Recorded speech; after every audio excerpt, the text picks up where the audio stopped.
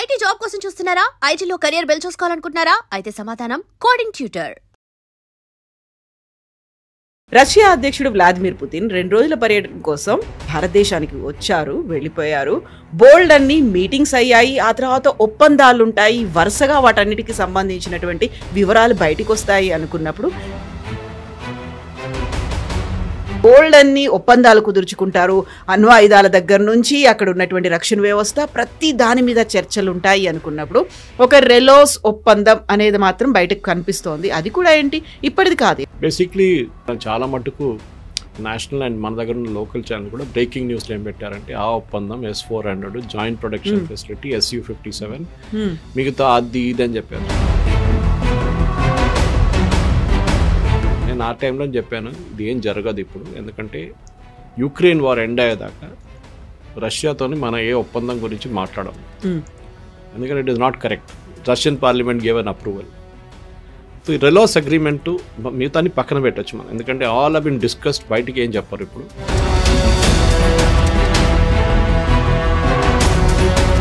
ఇక్కడికి భారతదేశానికి రాకముందు పుతిన్ ఇచ్చినటువంటి ఇంటర్వ్యూలో డిఫెన్స్ మెకానిజమ్స్, డిఫెన్స్ ఉన్నటువంటి ఎక్విప్మెంట్స్ గురించి చెప్పినప్పుడు we're not selling, we're sharing అనే ఒక మాట అన్నారు.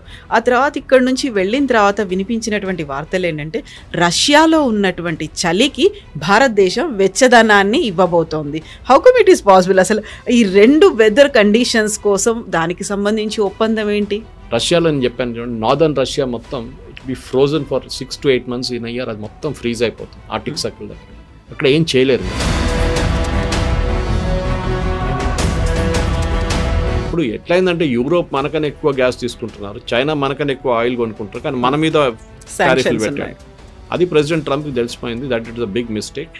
ఏమంటున్నారంటే సౌదీ అరేబియా దగ్గర మీ ఆయిల్ ప్రొడక్షన్ పెంచండి, తీసుకెళ్తే ఇది $50 పడిపోతుంది పర్ బ్యారెల్.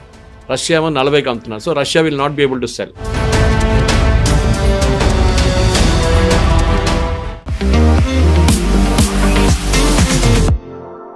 నమస్తే, నేను Kavitha. Welcome to I dream news and నిజాలు. రష్యా అధ్యక్షుడు వ్లాదిమిర్ పుతిన్ 2 రోజుల పర్యటన కోసం భారతదేశానికి వచ్చారు, వెళ్ళిపోయారు.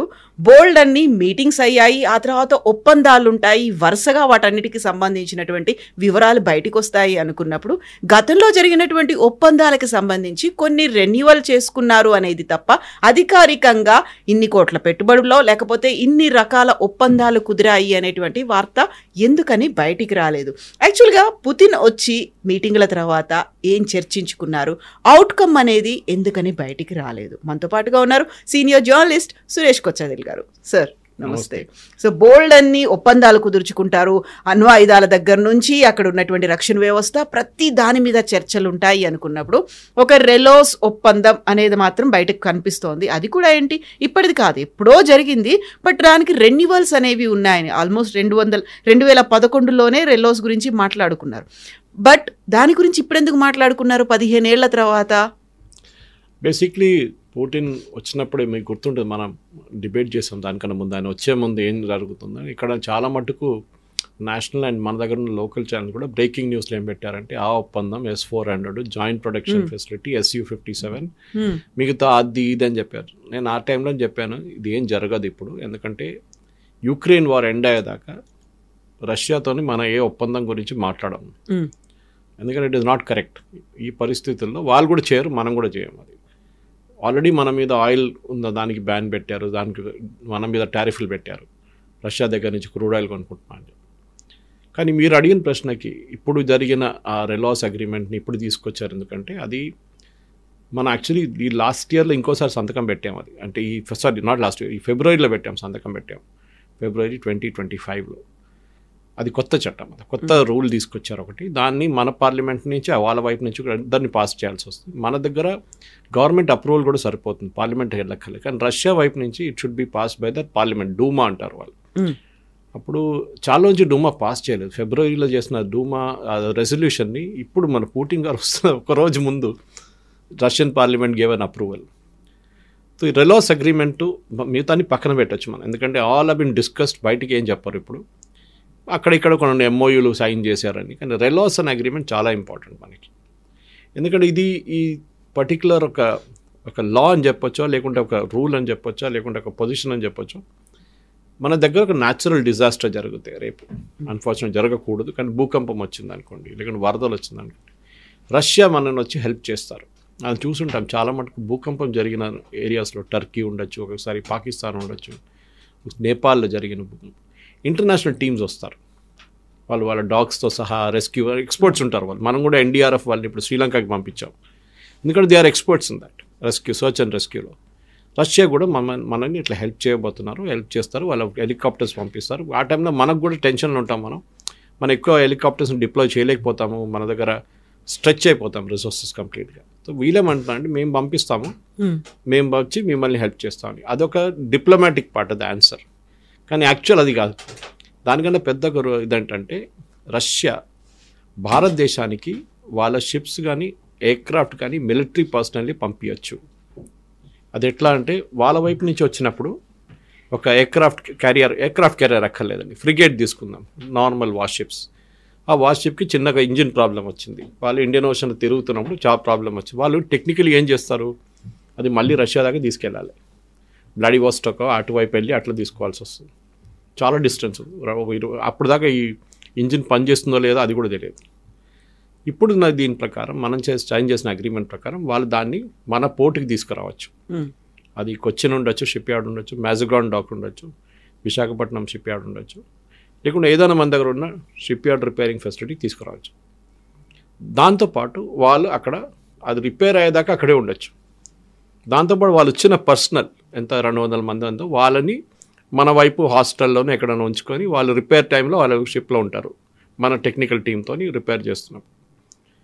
ఇది అమెరికాకి నచ్చదు, ఎందుకంటే రష్యాకి ఇప్పుడు దాకా ఇండియన్ ఓషన్లకు పట్టలేకుండే, వాళ్ళు రష్యా వైపే తిరుగుతుంటారు షిప్స్, వాళ్ళు ఇక్కడ రాలేకపోతున్నారు. రష్యా రావడం దానికి ఏం అపోజిషన్ లేదు, కానీ ప్రాబ్లం ఏంటంటే వాళ్ళకి సర్వీసింగ్ లేదు, వాళ్ళకి ఫ్యూయల్ ఎక్కడ రీఫిల్ చేస్తారు, షిప్స్కి కాన్స్టెంట్గా ఫ్యూయల్ కావాల్సి వస్తుంది కదా, మళ్ళీ దాన్ని కూడా రష్యా నుంచి పెద్ద ట్యాంకర్లు తెచ్చుకొని ఇక్కడ ఫిల్ చేయడం అంటే దట్ ఈస్ నాట్ పాసిబుల్.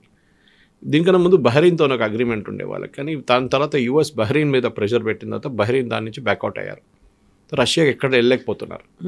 కానీ అదే టైంలో మన ఇండియన్ ఓషన్ రీజన్ అనేది ఇప్పుడు చాలా ఒక హాట్స్పాట్గా మారిపోయింది. కవిత గారు మీకు తెలిసి ఉంటుంది, అది ఒకటి ఆయిల్ రూట్. ఇది వరల్డ్లో 55 నుంచి 60% ఆయిల్ ట్రావెల్ చేస్తుంది ఈ రూట్ నుంచి. రోజుకి ఎన్నో షిప్స్ ట్రావెల్ చేస్తారు ఆయిల్ తీసుకొని. అది కాకుండా మినరల్స్, ఆఫ్రికా నుంచి వచ్చే మినరల్స్ తీసుకెళ్లే రూట్ ఇది కూడా. దీని తర్వాత ఇండియన్ ఓషన్ క్రాస్ చేయగానే మన ఆల్మోస్ట్ మయన్మార్ వైపు నుంచి it becomes Malacca Strides. Again very prominent, చాలా చాలా హాట్ ఇంటర్నేషనల్ టాపిక్ అది మలాకా స్ట్రైట్స్. దాంట్లో చైనా, యుఎస్, ఫిలిప్పీన్స్, ఇండోనేషియా వీళ్ళందరి ఇంట్రెస్ట్ దాంట్లో ఉంది. సో వీళ్ళందరికీ వాళ్ళకి ఆ మలాకా స్ట్రైట్స్ డామినేట్ చేయాలని ఉంది. ఇప్పుడు చూస్తుంటారు మీరు, ఫిలిప్పీన్స్ మీద వెళ్ళి వీళ్ళు చైనీస్ వాళ్ళకు బోట్ కొట్టేశారు, వాళ్ళ బోట్ డ్యామేజ్ అయింది వాళ్ళ వైపు నుంచి. రెగ్యులర్గా China wants to dominate South China Sea and Malacca Straits, కానీ యూఎస్కి ఏమో వీళ్ళు ఉండకూడదు అక్కడ. సో యూఎస్ ఏం చేస్తున్నారు, వాళ్ళ షిప్లు కూడా తిప్పుతున్నారు అది రీజన్లోనే, రైట్ ఫ్రమ్ సింగపూర్ నుంచి ఇక్కడ సౌదీ అరేబియా దాకా, బహ్రెయిన్ దాకా తీసుకెళ్తారు, మళ్ళీ వస్తారు, మళ్ళీ తిరుగుతున్నారు, కొలంబోకి వెళ్తారు. దే కీప్ పెట్రోలింగ్ అన్నమాట. అదే టైంలో ఇండియా కూడా, మన ఇండియన్ నేవీ షిప్స్ ఏం చేస్తున్నారంటే, మన హూతీల ప్రాబ్లం వచ్చినప్పుడు, దానికన్నా ముందు సొమాలీ పైరేట్స్ ప్రాబ్లం వచ్చినప్పుడు మనం పెట్రోల్స్ మొదలుపెట్టాం. మన వార్షిప్స్ని ఇండియన్ ఓషన్ రీజన్ నుంచి టువర్డ్స్ గల్ఫ్, ఒమాన్ వైపు వెళ్ళి ఒక పెట్రోలింగ్ చేస్తుంటారు వాళ్ళు రెగ్యులర్గా. ఏదైనా ప్రాబ్లం వస్తే ఇమీడియట్ SOS వస్తే రియాక్ట్ అవుతారు, హెలికాప్టర్స్ ఉంటుంది అన్నట్టు. ఇప్పుడు దీంట్లో రష్యా కూడా వచ్చేసారు. యూఎస్కి టెన్షన్, ఇప్పుడు రష్యా వచ్చేస్తుంది. ఇంకా రష్యా రెండు వైపు నుంచి చూస్తారు, మెయిన్లీ యూఎస్ వైపు. వాళ్ళు చైనాతో వాళ్ళకి ఎక్కువ ప్రాబ్లం లేదు. ఇప్పుడు యూఎస్ ఏం చేస్తున్నారు ఇండియన్ ఓషన్ రీజన్లో, వాళ్ళ షిప్స్ని తీసుకొచ్చి ఎక్కడ తిరుగుతున్నారు, ఎయిర్క్రాఫ్ట్ క్యారియర్ తీసుకొచ్చారా. సో మనం కూడా ఏం చేస్తున్నాం, మన వైపు నుంచి కూడా మనం ఎక్స్పాన్షన్ చేస్తున్నాం. మన ప్రేక్షకులకు తెలిసి ఉండొచ్చు, చైనా ఏం చేశారంటే శ్రీలంకలో ఒక పోర్ట్ ఉంది, హంబంబోట అని. ఆ పోర్ట్ వాళ్ళే కట్టి చాలా మటుకు డబ్బులు పెద్ద బిల్ వేసి శ్రీలంకన్ గవర్నమెంట్కి ఇస్తే, వాళ్ళు కొన్ని సంవత్సరాల తర్వాత మా డబ్బులు లేవు కట్టడానికి అని చెప్తే, ఆ పోర్ట్ మేము తీసుకుంటాం అని చెప్పి 99 ఇయర్స్లో తీసుకున్నారు. అక్కడ చైనీస్ నేవీ షిప్స్ని పెట్టుకుంటున్నారు. సో ఎఫెక్టివ్లీ అక్కడ కూర్చొని వాళ్ళు యూఎస్ ఏం చేస్తున్నారని చూస్తున్నారు అక్కడి నుంచి, రెగ్యులర్ అంటే apart from that Indian ships. ఇదొక వైపు ఉంటే, మన వైపు అండమాన్ అండ్ నికోబార్ ఐలాండ్స్లో మనకు ఒక కొత్త ప్రాజెక్ట్ పెట్టిపోతున్నాం. మీకు గుర్తుంది, గ్రేట్ నికోబార్ ప్రాజెక్ట్. దాంట్లో మనకు ట్రాన్స్షిప్మెంట్ పెడుతున్నా, అంటే పెద్ద పెద్ద కంటైనర్ షిప్స్ వచ్చి అక్కడ అన్లోడ్ చేసి వెళ్ళిపోతారు సింగపూర్ వైపు, లేకుంటే క్లాంగ్ అని చెప్పి మలేషియాలో ఉంది పెద్ద పోర్ట్, అక్కడికి వెళ్ళిపోతుంది. సో మనం ఏం చేస్తుంటే ఆ ఐలాండ్ నుంచి అక్కడి నుంచి గ్రేట్ నికోబార్ నుంచి దాన్ని విశాఖపట్నం వైపు, చెన్నై వైపు, లేకుంటే కొచ్చిన్ వైపు తీసుకెళ్ళి అక్కడి నుంచి ఇంటర్నల్గా మన కంటైనర్స్ పంపించుకుంటాం. ఇది ఒక పెద్ద ప్లాన్ మన దగ్గర ఉండి 78,000 కోట్ల ప్రాజెక్ట్. ఇది టైం పడుతుంది. ఆల్రెడీ మన దగ్గర అండమాన్ నికోబార్ ఐలాండ్స్లో బాజ్, ఐఎన్ఎస్ బాజ్ అని చెప్పి ఒక నేవల్ ఎయిర్ స్టేషన్ ఒకటి ఉంది. That is already operating. అది కాకుండా అక్కడ ఆబ్వియస్లీ మనం చెప్పట్లేదు, కానీ అక్కడ కూడా పెద్ద ఒక నేవల్ ఫెసిలిటీ రాబోతుంది దీంతో పాటు కార్ నికోబార్. దానికోసం సోనియా గాంధీ, రాహుల్ గాంధీ వీళ్ళందరూ వ్యతిరేకిస్తున్నారు దాన్ని. చైనా వ్యతిరేకిస్తున్నారు, వీళ్ళు కూడా వ్యతిరేకిస్తున్నారు. So you can understand the tie up between these two people, two groups అని చెప్పొచ్చు. అదే టైంలో ఇదే Andaman Nicobar islands top most పార్ట్లో మన ఐలాండ్ నుంచి, లాస్ట్ ఐలాండ్ నుంచి మయన్మార్ వైపు వెళ్ళేటప్పుడు నడిమిట్లో ఒక చిన్న ఐలాండ్ ఉంది కాల్డ్ కోకో ఐలాండ్స్, సిఓ. ఈ కోకో ఐలాండ్స్లో బ్రిటిష్ టైంలో ఒక పాత ఎయిర్ స్ట్రిప్ ఉండే 500 feet అంత ఉండేది. సడన్గా లేటెస్ట్ శాటిలైట్ పిక్చర్స్ చూస్తే 3,500 square feet ఎక్స్పాండ్ అయింది. అది ఎవరు చేశారా బాబు అని చూస్తే చైనా వచ్చి అక్కడ కూర్చున్నారు.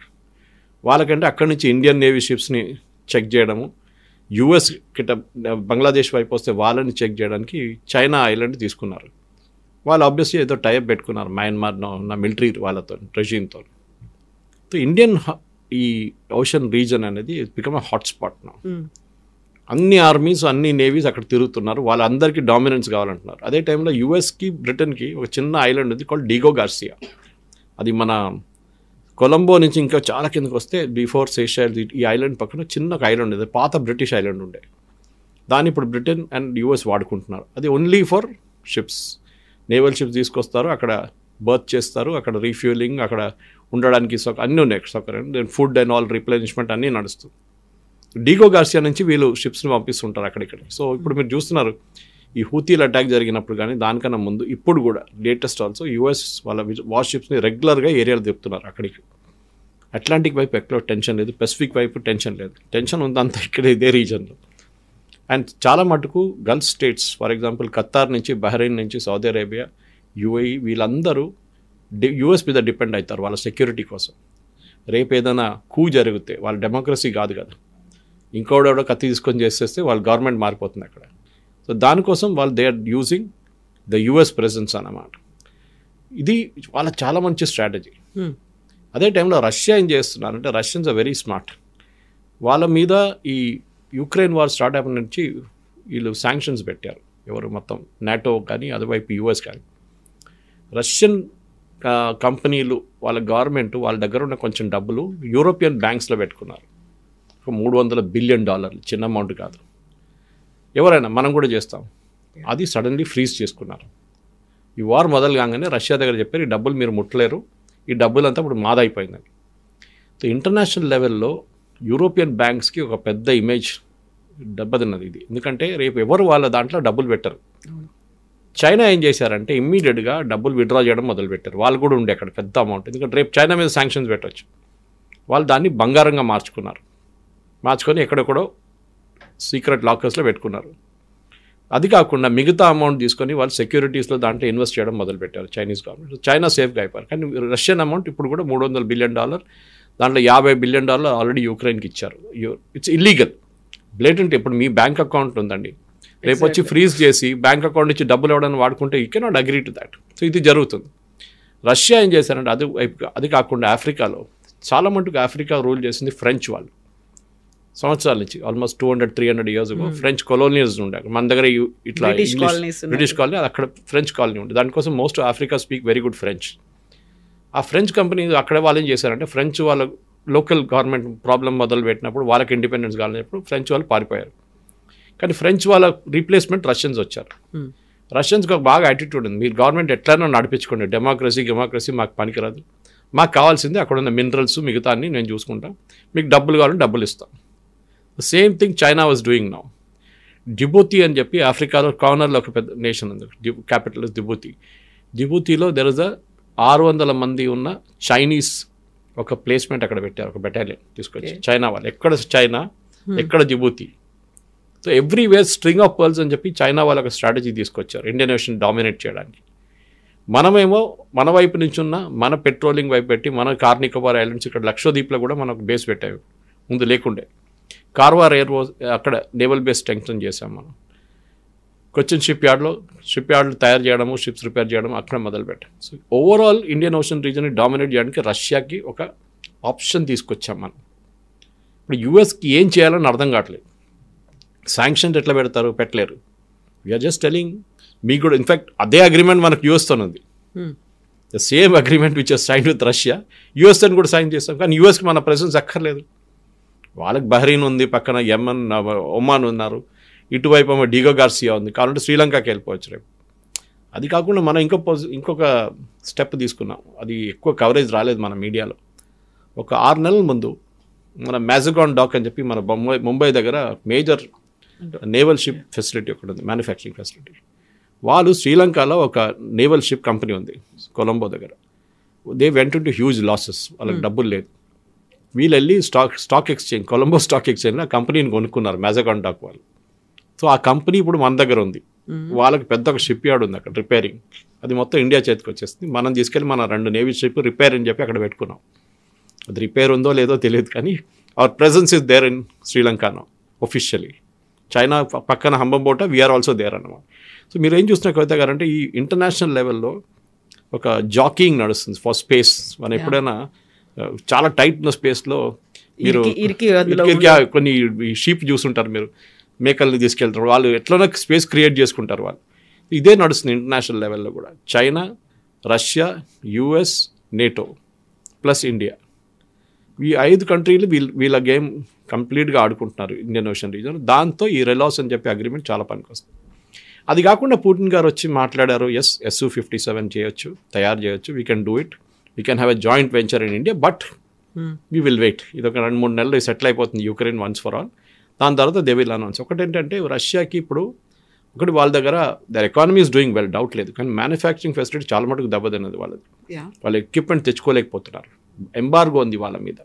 మీకు ఒక రోబోటిక్ మెషిన్ కావాలన్నా, మీకు వెల్డింగ్ మిషన్లు కావాలన్నా, మీకు కటింగ్ మిషన్లు కావాలంటే చైనా దగ్గర నుంచి తెప్పించుకోవాల్సి వస్తుంది వాళ్ళకి. చైనా ఇస్తారు కూడా, వాళ్ళకి ప్రాబ్లం లేదు. అది కాకుండా వాళ్ళకి ఇంకా ప్రొడక్షన్ పెంచాలంటే, థర్డ్ కంట్రీస్కి అమ్మాలంటే, థర్డ్ వరల్డ్ కంట్రీస్కి ఇండియాని బేస్గా యూజ్ చేసుకోవచ్చు. BrahMos is a classic example of that. BrahMos అనే ప్రాజెక్ట్ చాలా సంవత్సరాల ముందు ఇండో రష్యన్ జాయింట్ వెంచర్, ఇండియాకి 51%, బ్రహ్మపుత్ర అండ్ మాస్కోవా 2 రివర్స్ పెట్టి బ్రహ్మోస్ అని చేశారు. దాంట్లో ఇండియన్ గవర్నమెంట్కి 51%, రష్యన్ గవర్నమెంట్కి 49%. దాన్ని మనం ఏం చేస్తున్నప్పుడు ఇండోనేషియాకి అమ్ముతున్నాం, ఫిలిపీన్స్కి అమ్ముతున్నాం, అందరికీ అమ్మేస్తుంటాం మనం బ్రహ్మోస్. ఇప్పుడు మనకున్న కెపాసిటీ మనకుంది. ఇప్పుడు next generation of BrahMos we're going for upgrade no. And యూపీలో ఒక ఫ్యాక్టరీ సెటప్ చేశారు. కొత్తగా ఎక్స్పాన్షన్ ట్రివాండ్రంలో ఉన్న ఫ్యాక్టరీ పక్కన కేరళ గవర్నమెంట్ ల్యాండ్ ఏంగానే అది కూడా స్టార్ట్ చేసేస్తారు వాళ్ళు. అట్లాంటి ఒక ప్రాజెక్ట్ తీసుకొచ్చి ఇండియాలో పెట్టి ఇక్కడ ఎస్యూవీ తయారు చేసి, Su-57 తయారు చేసి అమ్మొచ్చు. సుఖోయ్ S-500 గురించి చాలా మటుకు టాపిక్, ఎందుకంటే S-400 really work well during operation Sindhu. So S-500 కూడా మనం తీసుకోవాలన్నారు. దాన్ని కూడా టాక్స్ నడిచింది, కానీ బయట చెప్పరు. All that discussion that happened in Hyderabad house, ఆ రోజు ఏం జరిగిందో మనకు తెలియదు. మినిస్ట్రీ ఆఫ్ ఎక్స్టర్నల్ అఫేర్స్ రీడౌట్లో ఇది ఏం చెప్పరు. వాళ్ళు అన్ని డిప్లొమాటిక్గా అక్కడిక్కడ లేనట్లు, అక్కడ టచ్ చేయకుండా ఎక్కడ టచ్ చేయకుండా మాట్లాడతారు వాళ్ళు. బట్ ఓవరాల్ చూస్తే పుటిన్ ఎందుకు వచ్చారు భారతదేశం, మీరు చెప్పినట్టు 25 గంటల కోసం ఇంత దూరం తిరిగి రావాల్సి వచ్చిందా, ఫోన్లో మాట్లాడుకోవచ్చు కదా అని చాలామంది అడిగారు. అది కాదు, the photo optics is very important. ఆయన ఎక్కడ రానియట్లేదు. ఆ టైంలో ఇండియాకి వచ్చారు వీళ్ళు. మన దగ్గర ఉన్న 3 countries, I won't take the names, వాళ్ళ డిప్లొమాట్స్, అంటే వాళ్ళ సీనియర్ మోస్ట్ డిప్లొమాట్స్, వాళ్ళు ఎంబసీ ఆఫీషియల్స్, వాళ్ళు ఒక లెటర్ రాశారు. ఆపోజిట్ ఎడిటోరియల్ ఒక మ్యాగజైన్, మన దగ్గర ఉన్న న్యూస్ పేపర్లో ఆర్టికల్ రాశారు, why Putin should not be allowed in to India. ఆలోచించండి, వీళ్ళు డైరెక్ట్ వాళ్ళ గవర్నమెంట్ చెప్పకుండా వీళ్ళు రాస్తున్నారు లెటర్ ఒకటి. It is like why Putin should not be allowed in to India. వీళ్ళందరికీ ఇప్పుడు చూడండి, నిన్న ఒక స్టేట్మెంట్ వచ్చింది which is the opposite of what everything is. Zelensky వస్తున్నారంట ఒక నెక్స్ట్ మంత్ ఇండియాకి. అప్పుడు మీరు అడగవచ్చు, మొన్న పుటిన్ వచ్చారు కదా, మరి జెలెన్స్కీ ఏంటంటే దాంట్లో ఒక పెద్ద మెసేజ్ ఉంది. ఇప్పుడున్న రీకన్స్ట్రక్షన్ ఎఫర్ట్స్ అంతా వార్ ఆగిన తర్వాత అక్కడ ఒక బిల్డింగ్ కూడా స్ట్రైట్గా నిలవట్లేదు, కీవ్లో కానీ మొత్తం గాజాలాగా అయిపోయింది. అది కూడా దాన్ని రీకన్స్ట్రక్ట్ చేయాలంటే చాలా మటుకు మ్యాన్ పవర్ కావాలి. ఇప్పుడు మనం వచ్చినప్పుడు ఒక ఒప్పందం చేశాం, 5-6 చేశారు. ఒక ఒప్పందం చాలా ఇంపార్టెంట్ ఒప్పందం ఏంటంటే రష్యాలో మ్యాన్ పవర్ లేరు. బిల్డింగ్లు కట్టడానికి, రోడ్లు వేయడానికి, ఈ డ్యామేజ్ అంతా జరిగింది కదా, ఇంత మళ్ళీ రీకూప్ చేయడానికి, ఫ్యాక్టరీలు కట్టడానికి మనుషులు లేరు. సో భారతదేశం నుంచి blue and white collared workers అంటే managerial level and worker level మనం ఒక నంబర్ ఐడెంటిఫై చేసి వాళ్ళ రష్యాకి పంపిస్తాము. That is government to government deal. మనం ఇజ్రాయెల్తో చేయించుకున్నాం చూడండి, అదే ఇజ్రాయెల్ వైపు కూడా కన్స్ట్రక్షన్ చాలా బాగా నడుస్తుంది. చాలామంది ఇండియన్స్ని అక్కడ పంపించారు. So it will be not at the private level, government to government. Haryana government వాళ్ళ మనుషులు పంపించారు, పంజాబ్ వాళ్ళు పంపించారు, సౌత్ నుంచి కూడా ట్రై చేస్తున్నారు, కేరళ వైపు నుంచి కొంతమంది. అట్లనే గవర్నమెంట్ టు గవర్నమెంట్ డీల్ ఉంటుంది అది. సో రష్యాకి కూడా మనం మ్యాన్ పవర్ సప్లై చేయబోతున్నాం. ఒక టైంలో దుబాయ్ కన్స్ట్రక్షన్ నడిచినప్పుడు, ఆ గల్ఫ్ స్టేట్స్లో కన్స్ట్రక్షన్ నడిచినప్పుడు చాలా మంది కేరళ నుంచి చాలామంది వెళ్ళి పనిచేశారు అక్కడ. Now that construction phase is over అక్కడ. Now it's only question of growth వాళ్ళకి. ఇప్పుడు మన దగ్గర ఉన్న ఈ రష్యాతోని ఒప్పందంతో ఏమవుతుందో మన వర్కర్స్ కూడా అక్కడ వెళ్తారు. సో క్వశ్చన్ అక్కడ వచ్చిందంటే ఇప్పుడు ఇట్లాంటి ఫ్రీజింగ్ ఏరియాస్కి వెళ్తే వీళ్ళు ఎట్లా ఉంటారు, వీళ్ళకి హ్యాబిట్ లేదు అది, -20 degrees, -10 degrees. So Russia side we will create appropriate facilities వాళ్ళ కోసం. అది ఏదైనా టెక్నాలజీ వైజ్ వాళ్ళ వార్మ్ హౌసెస్ ఉండాలనో లేకుంటే క్లోదింగ్ ఉండాలి, అదంతా మేము అరేంజ్ చేస్తాం, కానీ మాకు వర్కర్స్ కావాలి. ఇట్లాంటి కొన్ని 5-6 ఒప్పందాలు జరిగింది అంత తర్వాత. కానీ ఇంపార్టెంట్ అంతా పక్కన పెట్టారు, మాట్లాడుకున్నారు. మూమెంట్ యుక్రెయిన్ వార్ కాగానే ఇది అంతా బయటకు వస్తుంది. ఒకటి మనం మర్చిపోకూడదు, Russia is been a fair weather friend. అంటే ఎప్పుడు మనకు ప్రాబ్లం ఉన్నప్పుడు రష్యా మనతో ఉన్నారు. 71 వార్ కానివ్వండి, మిగతా వార్లు అన్నింటిలో కూడా రష్యా వాజ్ దేర్ విత్. దానికోసం యుక్రెయిన్ వార్ని భారతదేశం వాళ్ళ దగ్గర ఖండించలేదు. There is no place for war అని చెప్పారు మోదీ గారు. It should be a negotiation for peace. కానీ ఎప్పుడైనా యునైటెడ్ నేషన్స్ రెజల్యూషన్ ఏమైనా పాస్ అవడానికి వస్తే అగెయిన్స్ట్ రష్యా, భారతదేశం దాని నుంచి అబ్స్టైన్ చేస్తారు. We will not participate in the vote. అది చాలా ఇంపార్టెంట్. సో కవిత గారు, ఎండ్ ఆఫ్ ద డే ఒక పుటిన్ గారు కూడా వచ్చింది ఇంటర్నేషనల్ లెవెల్లో. మీరు చూడండి, జెఫ్రీ సాక్స్ నుంచి ప్రొఫెసర్ నుంచి ఇవాళ నేను చూసాను ఆల్మోస్ట్ ఒక 25-26 వీడియోలు నడుస్తుంది. దాంట్లో 2-3 చూసాను నేను ఇప్పుడు దాకా. అంతే అందరు మాట్లాడుతున్నట్టు it's the master stroke by India. ఇప్పుడు యుఎస్కి ఏం చెప్పలేకపోతున్నారు వాళ్ళు. పుటిన్ని వాళ్ళు తిట్టలేరు, ఎందుకంటే they are speaking to him. మన ట్రంప్ సన్నిన్లో అక్కడ కుష్నర్ గురించి మాట్లాడుతున్నారు, స్టీవ్ విట్కాఫ్ ఇస్ దేర్, వీళ్ళందరూ క్రెమ్లిన్ ఉన్నారు. అదే టైంలో వీరు పుటిన్ని తిట్టలేరు. In fact before coming to India 6 గంటల సేపు ముందు దాకా Putin was speaking to him. మన ఇండియా టుడే ఇంటర్వ్యూ గురించి మాట్లాడాము. So they were there. In fact మళ్ళీ వెళ్తున్నారు, ఇంకో టీం వెళ్తున్నారు. అంటే దెర్ ఇస్ సంథింగ్ హ్యాపెనింగ్. ఎందుకంటే ట్రంప్ అయితే జెలెన్స్కీని పక్కన పెట్టేశారు. He is not a reliable fellow అని తెలిసిపోయింది. అంటారు కదా, you elect a comedian and will get a circus అని చెప్పి. Zelensky is typical of that. ఈ పరిస్థితుల్లో రష్యాకి యుఎస్కి relationship, especially Trump and Putin చాలా మంచి రిలేషన్షిప్ ఉంది వాళ్ళకి. They are really good friends. దానికొని చూడండి, ఇప్పుడు దాకా ట్రంప్ రష్యా మీద శాంక్షన్స్ అంటారు కానీ పుటిన్ మీద ట్రాన్సాక్షన్ ఎక్కడ పెట్టలేదు. పుటిన్ మీద అరెస్ట్ వారెంట్ ఒకటి ఇంటర్నేషనల్ కోర్టులో పడింది ఒకటి, అది ఇంప్లిమెంట్ చేయడము అట్లేం లేదు. ఈవెన్ నెటన్యాహు వ్యతిరేకంగా చేశారు ఒకటి. సో పుటిన్కి ఒక ఛాన్స్ దొరికింది ఇంటర్నేషనల్ మీడియా ముందు వచ్చి మాట్లాడడంలో, which is not able to do in Russia. ఇక్కడ ఇండియాకి వచ్చి ప్రైమ్ మినిస్టర్ మోదీతో నిలబడి ప్రెస్ కాన్ఫరెన్స్లో మాట్లాడారు. ఆయన చెప్పాల్సినంత చెప్పేశారు. And definitely I think this visit next Modi గారు మళ్ళీ అక్కడికి వెళ్తే after the war I think wheel చాలా మటుకు సాలిడ్. ఎందుకంటే మనకి 5th జనరేషన్ ఎయిర్క్రాఫ్ట్ కావాలి మనకి. We have a big problem with 5th generation aircraft. మన దగ్గర లేదు. పాకిస్తాన్ చైనా వాళ్ళు ఇస్తున్నారు పాకిస్తాన్కి J-15 J-17 సిరీస్లో. మనకు కూడా కావాలి. మనకి ఇప్పుడు 500 రాకపోతే కూడా S-500 నో ప్రాబ్లం. 400 చాలా బాగుంది. మనకి ఇంకా 4 యూనిట్స్ రావాలి మనకి. మనం ఆల్రెడీ డబ్బులు కట్టేసాం దానికి. కానీ అక్కడ ప్రొడక్షన్ ప్రాబ్లం ఉంది రష్యాలో అని చెప్పి ఇంకా మనకి ఇవ్వలేదు. అది కూడా ఇచ్చేస్తే అయిపోతుంది. ఎందుకంటే ఫస్ట్ సెట్ తీసుకొచ్చినప్పుడు యుఎస్ పెద్ద ప్రాబ్లం క్రియేట్ చేశారు. వాళ్ళ దగ్గర కెటాసెట్ ఏదో ఒక ప్రొవిజన్ ఉంది, ఒక లా ఉంది. Under that you cannot cell weapons to India from Russia అని చెప్పి. ఒక రష్యాని కాదు, ఇరాన్ నుంచి వెపన్స్ కొనలేరు, రష్యా నుంచి కొనలేరు, నార్త్ కొరియా నుంచి కొనలేరు. అట్లాంటి కంట్రీస్ మీద ఎంబాగో పెట్టారు యుఎస్. కానీ అప్పుడు కూడా వి స్టూడ్ అవర్ గ్రౌండ్ అనమాట. మీకు కొంటే మీ మీద శాంక్షన్స్ పెడతాం, ఓ ఎస్ నో ప్రాబ్లం అని చెప్పి మోదీ గారు S-400 కొనుక్కున్నారు. అది మనకు పనిచేసింది కూడా. యుఎస్ సింపుల్ ఫిలాసఫీ ఏంటంటే, మీరు రష్యా దగ్గర ఎందుకు కొనుక్కుంటారు, మా దగ్గర పేట్రియట్ మిసైల్స్ ఉంది కొనుక్కోండి. కానీ మీ రేట్ ఏమో డబ్బులు, రష్యా ఏమో 50% డిస్కౌంట్. ఇది మెయిన్ అన్నమాట. Oil was the biggest purchase. మన అందరికి తెలిసింది, entire crisis started with oil purchase. మనం ఏం చేసాం, రష్యా దగ్గర నుంచి ఆయిల్ తీసుకున్నాం, ఇండియాకి తీసుకొచ్చి రిఫైన్ చేసాం, దాన్ని యూరోప్కి అమ్ముకున్నాం, యూఎస్ కూడా అమ్మేసాం. మనం డీజిల్ దీని నుంచి క్రూడ్ ఆయిల్ ప్రాసెస్ చేసి డీజిల్ తీసుకు యూక్రెయిన్కి అమ్ముకున్నాం. ఇప్పుడు ట్రంప్ ఏమన్నారు, ఈ డబ్బులతోని యూక్రెయిన్ కొడుతున్నారు రష్యా, భారతదేశం ఇస్తుంటే అందుకోసం మీ మీద శాంక్షన్స్ అన్నారు. పుటిన్ వచ్చి మొన్న ఏమన్నారు, మా దగ్గర నుంచి ట్రంప్ యురేనియం కొనుకెళ్తున్నాడు, వాళ్ళ ప్లాంట్స్ కోసం, న్యూక్లియర్ ప్లాంట్స్ కోసం, మళ్ళీ శాంక్షన్స్ ఎవరి మీద పెట్టాలని అడిగారు ఈసారి. Which is a good question, very good question. So overall మన జియో పొలిటికల్ సిచ్యువేషన్ చూస్తే భారతదేశం చాలా డిప్లొమాటిక్లీ హ్యాండిల్ చేసింది. దాంతో ఎక్కువ సాంగ్ అండ్ డ్యాన్స్ చేయకుండా, ఎక్కువ స్టేట్మెంట్లు ఇవ్వకుండా quietly what ever they had to do they did. దీని తర్వాత ఒకసారి యుక్రెయిన్ రష్యా వార్ ఆగిన తర్వాత ఇమ్మీడియట్లీ ఏం ఆడుకున్నారో దాన్ని నెక్స్ట్ ఫామ్లో తీసుకెళ్తారు. దాని చాలా పెద్ద ప్రాసెస్ అది. SU-57 ఏదో సూపర్ మార్కెట్లో దొరికేది ప్రోడక్ట్ కాదు, అక్కడ వెళ్ళి బ్యాగ్ వేసుకొని తీసుకోవడానికి. అది ఆర్డర్ చేయడానికి పెద్ద ప్రాసెస్ ఉంది.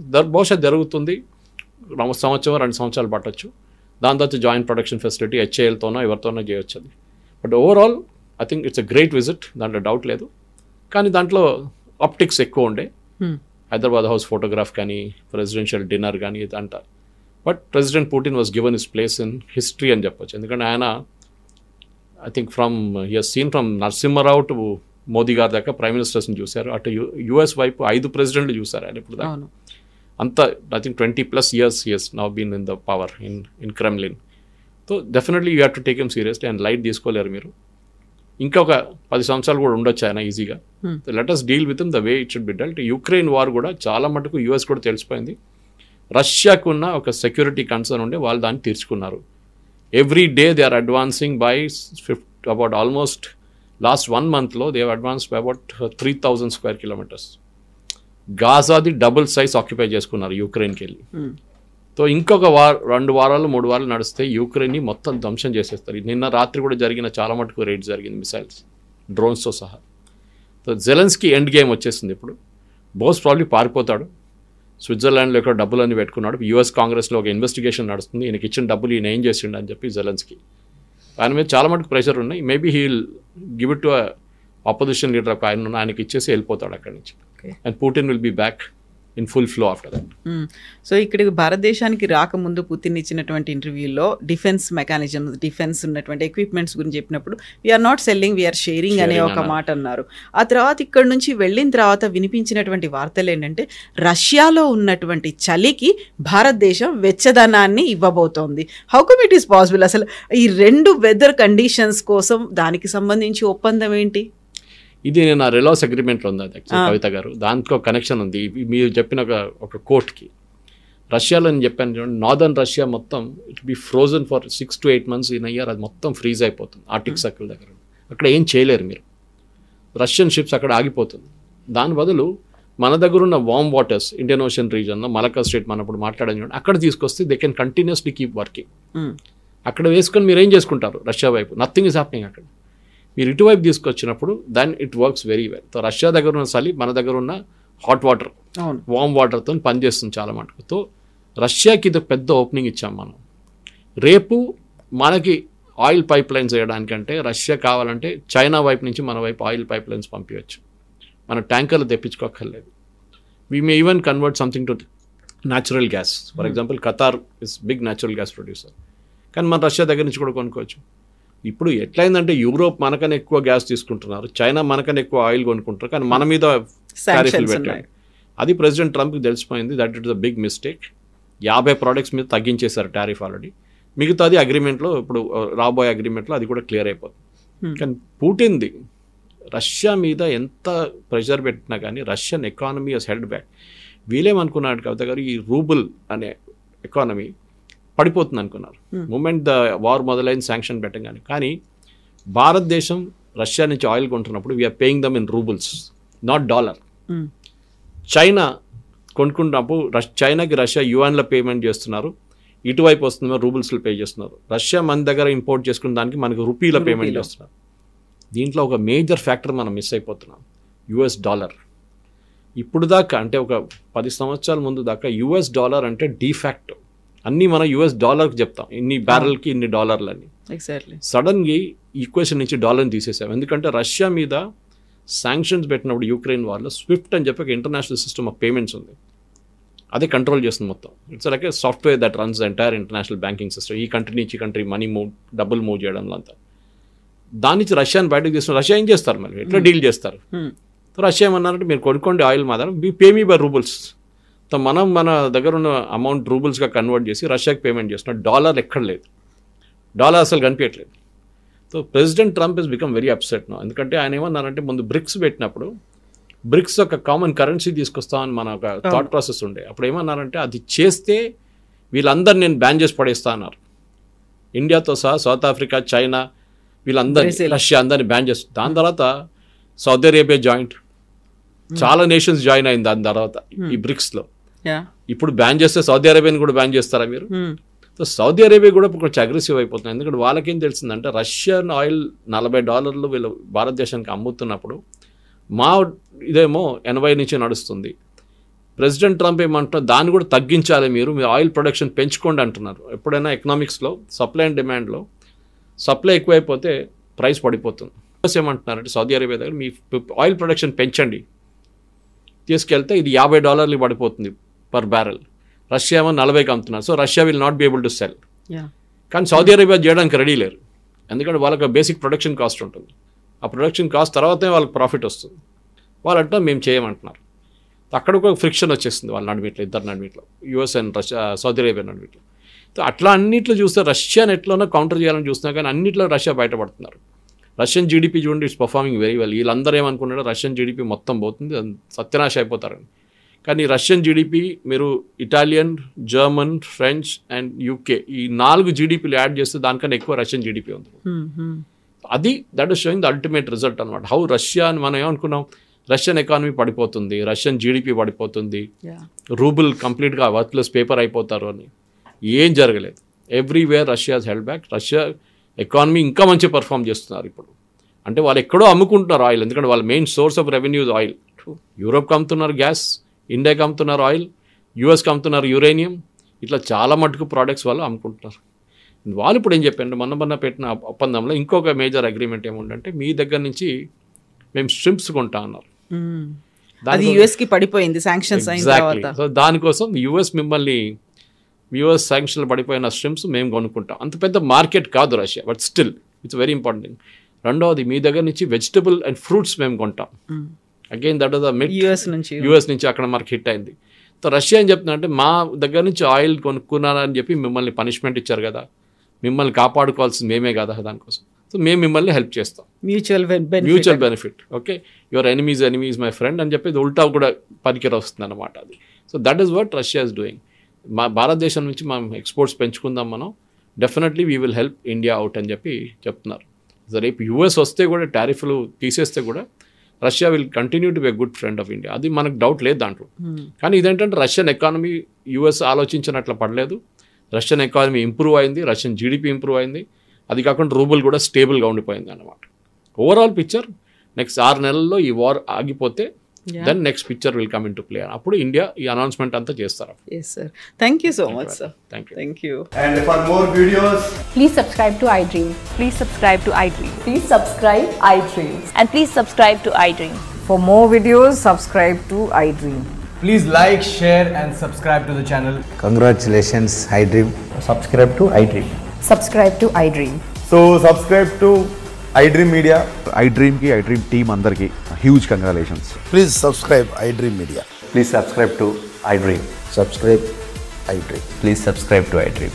iDream అంటే నా కళల ఛానల్ సబ్స్క్రైబ్ చేసుకున్న నోరు తిరుగుతలేదు, మీరైతే గంట గుర్తు కొట్టండి. For more such videos, please subscribe to iDream.